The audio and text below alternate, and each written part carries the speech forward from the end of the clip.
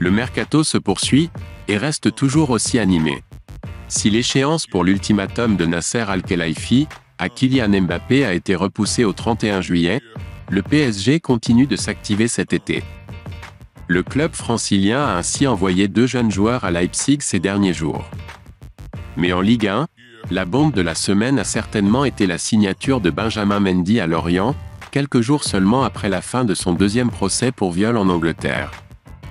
À l'étranger, le Barça a annoncé une nouvelle recrue, alors que Chelsea continue de prospecter, et que l'Arabie Saoudite poursuit sa razzia, avec les arrivées attendues de Riyad Mahrez et Alan Saint-Maximin. Salut à tous, et bienvenue sur Weekend Foot. Nous commençons cette édition sur l'actualité foot avec le mercato, et nous allons vous donner les dernières rumeurs, déclarations, arrivées, départs, et les officialisations. Nous commençons cette édition du mercato en France, où Bartug Elmaz quitte l'OM et file à Fenerbahçe.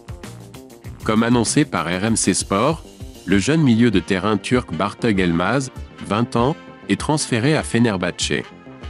Le club olympien va récupérer 1,2 million d'euros d'indemnité de transfert dans l'opération. L'OM a aussi intégré à ce transfert un intéressement à la revente autour de 20%. Du côté de Paris, des doutes sur l'état de santé de Vlahovic, le PSG cible aussi Højlund.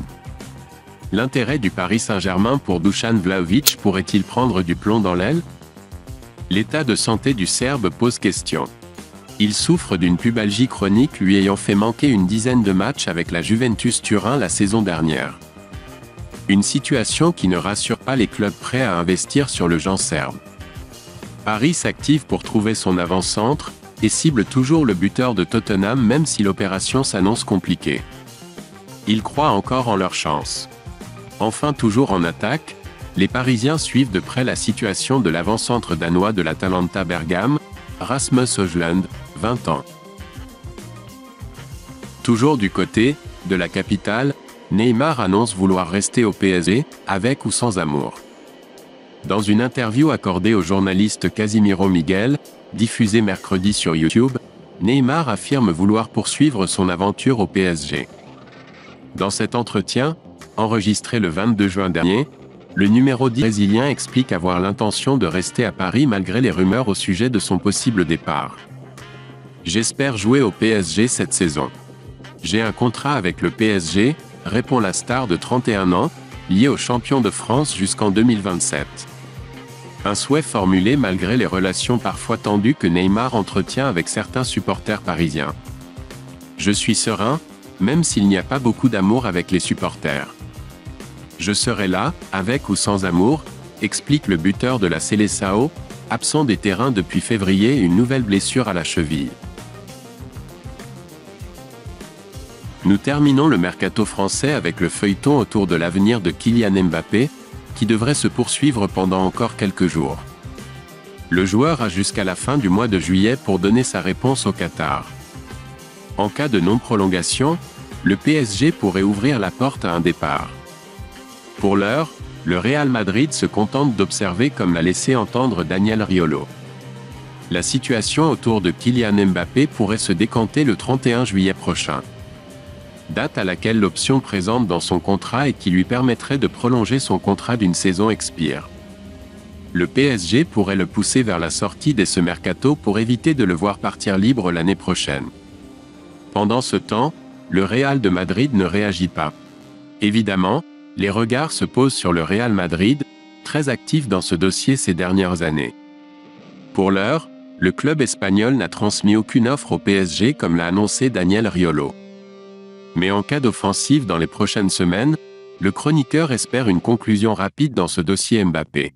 « J'appelle Nasser pour lui dire de le pousser dehors. Il n'a toujours pas d'offre pour Mbappé? Je ne crois pas, pas encore. Quand il y en aura une, on pourra discuter. Dès qu'il y a une offre, j'appelle Nasser pour lui dire de le pousser dehors. On va lui faire ses valises », a confié Riolo sur RMC. En Italie, courtisé par Mourinho et l'AS Roma, Renato Sanchez veut jouer la Ligue des Champions. L'AS Roma tente de convaincre Renato Sanchez. Comme évoqué par Gianluca Di Marzio ce jeudi, le club italien aimerait se faire prêter le joueur du PSG, une demande de José Mourinho. Arrivé à Paris l'an dernier, le Portugais de 25 ans a connu quelques pépins physiques pour sa première saison.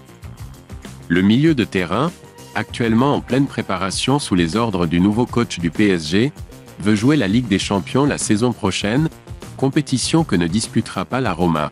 6e de Serie A, la saison passée, le club romain est qualifié pour la Ligue Europa. Peut-il quand même se laisser convaincre? En restant à Paris, il risque d'avoir peu de temps de jeu. Un surprenant échange Chiesa-Kessié entre la Juve et le Barça? Le Barça cherche une porte de sortie pour Franck Kessié depuis le début du mercato estival mais peine à lui trouver des prétendants.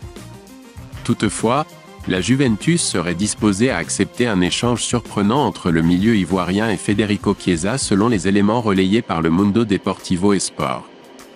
Quelques années après l'échange perdant-perdant, impliquant Miralem Pjanic et le Brésilien Arthur, le FC Barcelone et la vieille dame pourraient donc encore faire affaire lors du mercato. En Angleterre, Saint-Maximin vers l'Arabie Saoudite, réunion décisive cet après-midi. Tout n'est pas encore bouclé pour l'arrivée d'Alan Saint-Maximin à Al-Ahly. Il n'y a pas encore d'accord total et un rendez-vous décisif est prévu dans les prochaines heures pour l'ailier de Newcastle. Mais tout porte à croire qu'il va s'engager en Arabie Saoudite. Très confiants, les Saoudiens ont même prévu une visite médicale ce vendredi. Il faut encore trouver un accord définitif sur certains points importants, liés au bonus. C'est officiel, Onana est le nouveau gardien de Manchester United. Après l'annonce de son départ de l'Inter Milan, André Onana a été officialisé par Manchester United. Le gardien camerounais s'est engagé jusqu'en juin 2028 avec les Red Devils, avec une option d'une année supplémentaire. André était notre premier choix, avec exactement le bon profil de qualité technique et de personnalité, a commenté John Murtough, directeur du football du club mancunien sur le site des Red Devils. Courtisé par l'Arabie Saoudite, Moussa Diaby a choisi Aston Villa. Au cœur d'une bataille acharnée entre Aston Villa et Al Nassr, Moussa Diaby a acté son choix. Le Français va rejoindre le club anglais. Son club du Bayer Leverkusen et les Villans se sont mis d'accord autour d'un transfert à 50 millions d'euros plus 10 millions de bonus. L'international tricolore a préféré le projet sportif sous les ordres d'Unai Emery à l'offre mirobolante des Saoudiens. Sa visite médicale puis sa signature doit intervenir sous les 48 prochaines heures. Il va s'engager pour 5 saisons. En MLS, Jordi Alba rejoint Messi à l'Inter Miami. C'est officiel, Jordi Alba est un joueur de l'Inter Miami. Libre depuis la fin de son contrat au Barça, l'ancien arrière-gauche va retrouver ses anciens partenaires en Catalogne Lionel Messi et Sergio Busquets. Un élément d'expérience pour la franchise de David Beckham, puisque l'Espagnol de 34 ans compte 93 sélections avec la Rora, et dispose d'un palmarès long comme un bras. En Arabie Saoudite, Al Nassr discuterait avec Mané. D'après The Athletic, Al Nassr discute avec l'entourage de Sadio Mané en vue d'un transfert cet été. La réunion s'est tenue au Portugal, où se déroule actuellement le stage estival du Bayern Munich. Après son arrivée en provenance de Liverpool pour 40 millions d'euros. Merci à tous de nous avoir suivis. N'oubliez pas de vous abonner à la chaîne et d'activer les notifications. À bientôt pour une nouvelle édition du JT Mercato sur Weekend Foot.